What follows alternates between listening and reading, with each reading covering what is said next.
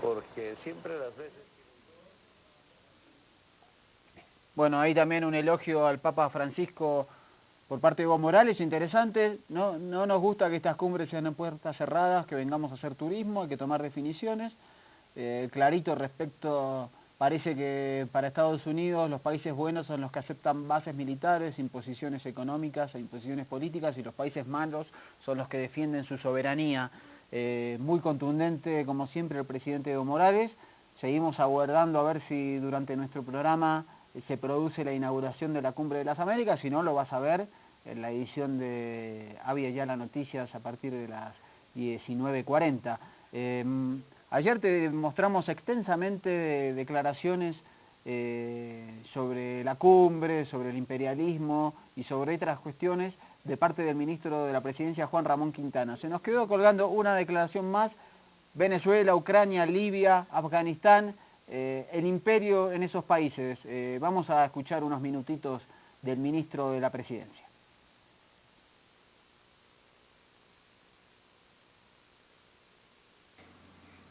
En el subsuelo de esta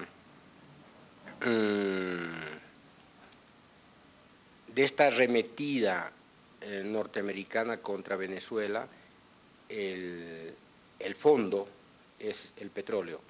El petróleo es en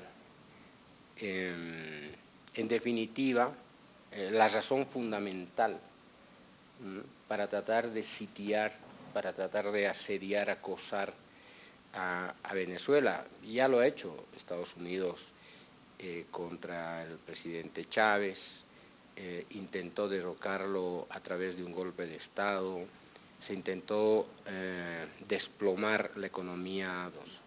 El memorándum, el decreto presidencial de Obama es parte de ese juego de intimidación, pero también es parte de la gran advertencia de los Estados Unidos frente a la resistencia del pueblo venezolano.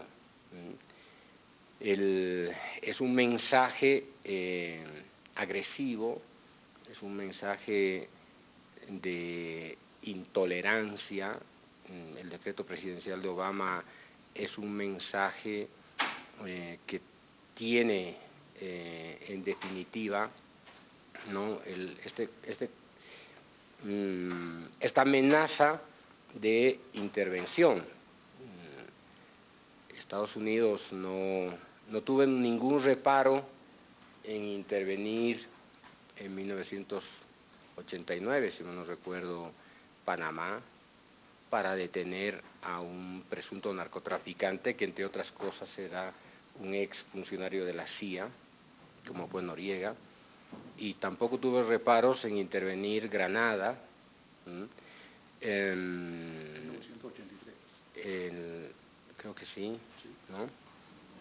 Como Estados Unidos no tiene reparos para agredir hoy día a Libia, para desencadenar una guerra civil, para quedarse con el petróleo libio, no ha tenido ningún reparo para destruir la civilización iraquí, para que su petróleo quede en manos de las grandes transnacionales europeas, norteamericanas, no ha tenido ningún reparo para destruir la economía afgana, para quedarse con sus grandes reservas, no tiene ningún reparo para sembrar la guerra en el este europeo, en el caso de Ucrania.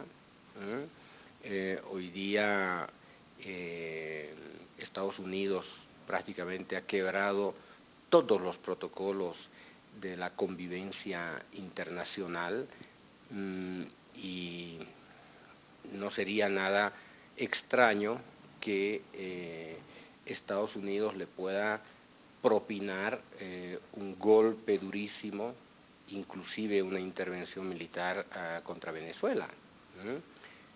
Insisto, lo ha hecho contra varios países de Centroamérica. Centroamérica se ha convertido prácticamente en un territorio de juegos de guerra para los Estados Unidos en el último siglo. Se trata de eso, se trata básicamente del ejercicio de dominio imperial, de dominio geoenergético, geoeconómico, en un momento en que el imperio tiene serios problemas de sostenibilidad, ¿no? Consecuentemente, el factor de ajuste a su crisis interna o es la guerra, o es la anexión, o es la intervención armada, ¿no? Que son las únicas maneras de compensar sus grandes debilidades, no solamente internas, sino también de tratar de compensar hoy día la irradiación de otros poderes también, como la expansión de China en América Latina o en otras regiones del mundo, en el África, o la recuperación del poder político, económico y militar de Rusia.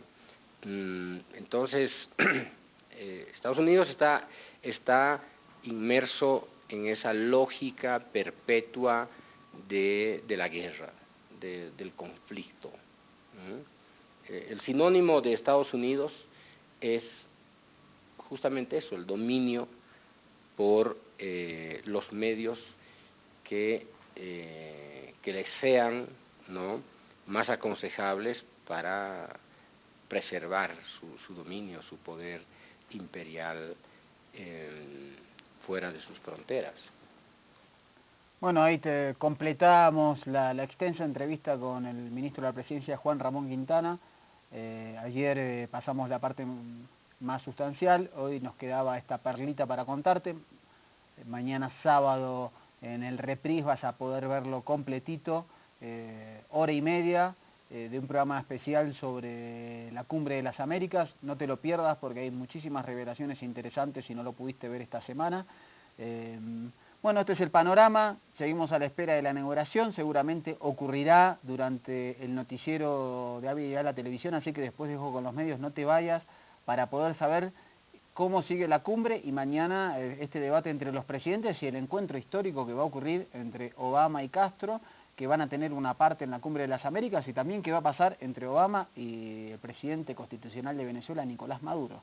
Vamos a hacer la última pausa y a la vueltita te vamos a contar algunas cuestiones de la CIA en el Ecuador, una injerencia artera y de algunos personajes que andan dando vueltas, obviamente gringolandis, y que andan de cabecera y van de Bolivia, Ecuador, a Brasil y a otros destinos para desestabilizar a nuestros procesos de cambio. Último corte, en Ojo con los Medios, no te vayas, son 3 minutitos nada más de pausa.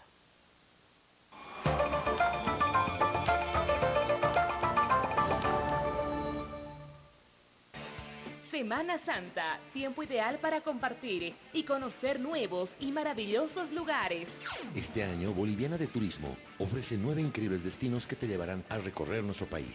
Viajaremos por la milenaria misión jesuítica de San Javier y Concepción. Sentiremos la adrenalina con el snowboard en Quime. Disfrutaremos el esplendor de Copacabana, Santiago de Guata y Red Aptapi en el Lago Sagrado. Sorpréndete con la belleza de Tarija, Torotoro, Coroico y Pampalarama, que ahora están a tu alcance. Vive la experiencia Bolivia. Podemos es el único partido hoy en día que llena un mitin de gente voluntariamente. Y haciendo incompatible democracia, derechos sociales, bienestar de las personas con el propio capitalismo. Que es el regate corto, las medidas que son fundamentales, porque si no las tomas estás acabado a las 2 semanas. Ley número 264 del Sistema Nacional de Seguridad Ciudadana para una vida segura. La presente ley tiene como objeto garantizar la seguridad ciudadana, promoviendo la paz y la tranquilidad social en el ámbito público y privado, procurando una mejor calidad de vida con el propósito de alcanzar el vivir bien a través del Sistema Nacional de Seguridad Ciudadana para una vida segura, en coordinación con los diferentes niveles del Estado. La Ley 264 tiene por fines promover la paz y la tranquilidad social en el ámbito público y privado, prevenir la inseguridad ciudadana, mantener y restablecer la seguridad ciudadana. Estructurar, articular e implementar de manera efectiva el sistema de seguridad ciudadana a través del Plan Nacional de Seguridad Ciudadana y los planes de seguridad ciudadana departamentales, municipales e indígena originario campesinos.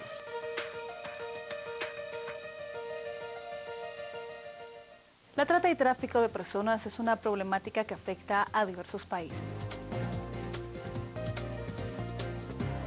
Existe hoy leyes normativas que buscan que sea toda la sociedad la que trabaje, la que coordine y la que luche contra la trata y tráfico de personas.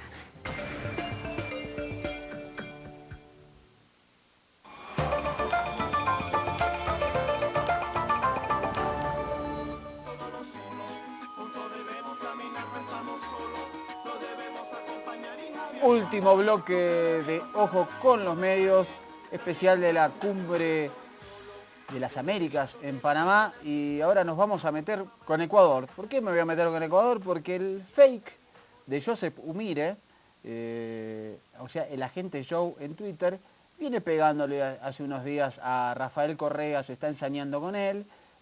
Obviamente Rafael Correa es uno de los presidentes aborrecidos por el imperio, porque la Revolución Ciudadana instaló un proceso de cambio en ese país que venía siendo golpeado hace muchísimo tiempo, y salió hace muy poquito un libro, una publicación en Ecuador. La publicación se llama La CIA contra América Latina, caso especial Ecuador. Esto fue además presentado hace muy poquito por el Ministerio de Relaciones Exteriores de ese país, lo que implica digamos, una relevancia muy importante, porque te muestra que se convierte en un tema de Estado denunciar el accionar de la CIA y otras agencias de penetración de los Estados Unidos contra los procesos de cambio en América Latina. Este libro revela, por ejemplo, que las acciones de la CIA en Ecuador comenzaron, por lo menos registradamente, entre el 60 y el 63, fueron descubiertas al mundo por el libro Inside the Company, CIA Diary, el diario de la CIA, publicado en el 75 por Philip Age, que fue un agente de la CIA asignado a Ecuador en aquellos tiempos. Él rompe el silencio y detalla las acciones encubiertas que ejecutó con el propósito de sembrar la idea del peligro comunista en manos de las fuerzas de izquierda. Esto sirvió para lograr que Ecuador rompiera las relaciones con Cuba en el 62 y que finalmente llevaran al derrocamiento del presidente Carlos Julio Arosemena, que gobernó entre el 61 y el 63, y después se vino una junta militar anticomunista y pro-norteamericana, donde cada uno de sus miembros eran colaboradores activos de la Quit Station, obviamente, de la CIA, y así fue esto. Más acá en el tiempo, observamos cómo aparecen algunos personajes muy fuertes. El personal de la CIA fue aumentando progresivamente con la llegada en 2007 del presidente Rafael Correa al poder. El personal de la CIA se duplicó, por ejemplo, en el periodo 2012 y 2013, y aparecen en este caso personajes como Albert Daniel Hernández, Brian Stephen, Rosary Lowen, que estuvieron vinculadas en el periodo 2006-2009 a la desestabilización en Bolivia, se afincaron en el departamento de Santa Cruz para tratar de imponer el separatismo y la caída, el derrocamiento del presidente constitucional Evo Morales Ayma. Estas acciones fueron denunciadas tanto en Bolivia como en Ecuador en el año 2013 por la revista Geheim, que es una revista alemana especializada en temas de inteligencia y subversión. Mirá la historia de Albert Daniel Hernández, que en 2010 cumple funciones en la Embajada de Estados Unidos en Brasilia. Es el primer secretario de la oficina política, cuyo objetivo era unir militares retirados y oligarquía brasileña en contra del Partido de los Trabajadores, el partido gobernante, y también en ese momento tratar de que la reelección de Dilma no se llevara a cabo, cosa en la que fracasó. Esto sale a la luz, la Cancillería brasileña presenta la nota y se lo decide quitar de ahí porque Estados Unidos estaba interesado en mejorar las relaciones bilaterales entre ambos países. Este personaje aparece en 2011 en la Embajada de Estados Unidos en Venezuela como parte de su misión diplomática, y ahí también su accionar es tan evidente que el presidente Hugo Chávez lo expulsa de Venezuela luego de una acción en la que un grupo de estudiantes se manifestaban pacíficamente frente a la Embajada de Estados Unidos. Este agente es el mismo, Daniel Albert Hernández, que fue jefe de la Oficina de Seguridad Regional en Quito, Ecuador, y fue debido a su trabajo contra Correa que fue ubicado como asistente especial en el Departamento de Estado de Estados Unidos, es decir, un personaje que ha transitado por diferentes legaciones en América Latina, afincado en Ecuador y tratando de derrocar a la revolución ciudadana. Estas acciones son muy fuertes, vemos como la CIA va modificando sus accionarios, pero ha trabajado muy fuerte contra los procesos de cambio. Lo que queremos mostrarte ahora es un informe de Perspectiva 7, que es un programa del canal ecuatoriano Ecuador TV, que nos muestra en este informe el accionar de la CIA desde esta denuncia que te contábamos del agente Philip Age, que participó en el derrocamiento de un presidente constitucional en Ecuador en los 60, hasta nuestros días. Vamos a ver este informe sobre el accionar de la Central de Inteligencia en el Ecuador. Philip Agee detalla cómo llegó a Quito durante el cuarto gobierno de José María Velasco Ibarra en 1960, bajo la fachada de asistente político en la Embajada de los Estados Unidos. Tenía 25 años y el objetivo del entonces presidente estadounidense Dwight Eisenhower era que los gobiernos de América Latina rompieran relaciones diplomáticas y comerciales con Cuba. Exigimos que todos los ecuatorianos, ricos y pobres... Durante el tiempo que permaneció en Ecuador, Agee vio caer a Velasco, a su sucesor Carlos Julio Arosemena, y estuvo en contacto con la junta militar que lo reemplazó. Años después, Agee calificaría como actos de terrorismo las acciones de la CIA en la región. El uso de esta herramienta, el terrorismo, era para intimidar a la población civil. El ex agente fallecido en el 2008 reveló que pagaban sueldos mensuales a periodistas para que publiquen con su nombre propaganda elaborada por la CIA. Uno de ellos fue Gustavo Salgado, de Diario El Comercio. Eran, en otras palabras, periodistas mercenarios. El nivel de penetración en el Estado alcanzaba los más altos niveles de poder. Incluso Reinaldo Barea Donoso, el vicepresidente de Carlos Julio Arosemena, fue informante de la CIA según Agee. Además, contaban con infiltrados en otros altos mandos de los distintos gobiernos y en las cúpulas militares y policiales que entregaban valiosa información. En Guayaquil, las operaciones más importantes no eran de recopilación de datos, sino la infiltración de los movimientos estudiantiles y laborales. Así lograron derrotar a Pedro Saad, del Partido Comunista, en las elecciones para senador en representación de los trabajadores.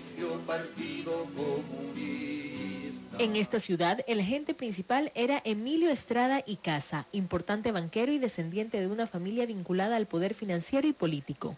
Contaban también con el apoyo del Partido Social Cristiano. Teníamos varias fuerzas de nuestro lado, en la derecha del espectro político, y a través de estas fuerzas nosotros pudimos organizar el caos, sabiendo que la tradición militar latinoamericana cuando estallaba el caos político y social era que el ejército intervenga. Otras operaciones estaban dirigidas a controlar la Federación de Estudiantes Universitarios del Ecuador, FEUE. Así lograron mantenerla fuera de las manos comunistas, aunque la influencia revolucionaria nunca dejó de estar presente en esas esferas. Estas son consideradas muy importantes porque la juventud del mundo y los estudiantes son futuros líderes. Según Agee, las protestas y otros actos desestabilizadores que eventualmente llevaron a golpes militares para derrocar a los mandatarios fueron organizados y financiados a través de partidos políticos y otras organizaciones de la derecha ecuatoriana, que comulgaban con las ideas capitalistas de los Estados Unidos y pretendían a toda costa evitar reformas que buscaran la redistribución de la riqueza. Diana Sierra, Perspectiva 7.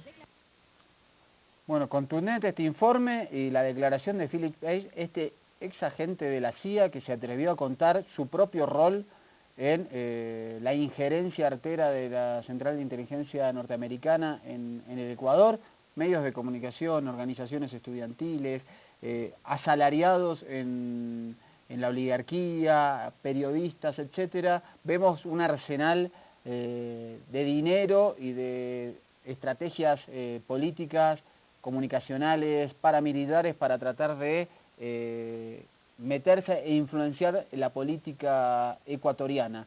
Vamos a ver un segundo informe también de este programa Perspectiva 7 de Ecuador TV, que tiene que ver con la infiltración de la CIA en organismos gubernamentales del Ecuador.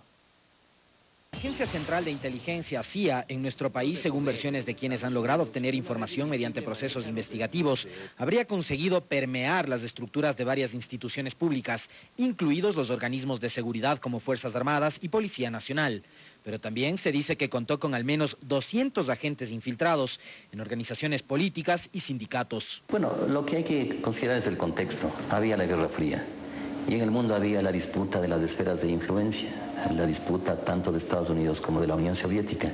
Rosa Mireya Cárdenas, actual subsecretaria de Participación Ciudadana y quien formó parte de la agrupación Alfaro Vive en los 80, estuvo detenida en varias ocasiones durante los gobiernos de Osvaldo Hurtado, León Febres Cordero y Rodrigo Borja. Ella relata que en Cuenca la CIA habría desarticulado las células del ABC. Desmantelan en Cuenca toda la estructura de Alfaro Vive y lo logran hacer también en una sola noche, ¿no? Asesinando a compañeros. Cárdenas incluso cree que la CIA estuvo detrás del asesinato de Jaime Roldós Aguilera, primer presidente elegido en las urnas en el Ecuador tras el retorno de la democracia. Y estoy convencida que los dos latinoamericanos, Omar Torrijos, presidente de Panamá, y también Jaime Roldós, presidente de acá del Ecuador, fueron asesinados. Pero no solo eso. En la actualidad, para Cárdenas, las centrales de inteligencia extranjeras parece que siguen activas en la región. Ella vincula los hechos del 1 de marzo del 2008 en Angostura con una posible coordinación entre la CIA y el ejército colombiano.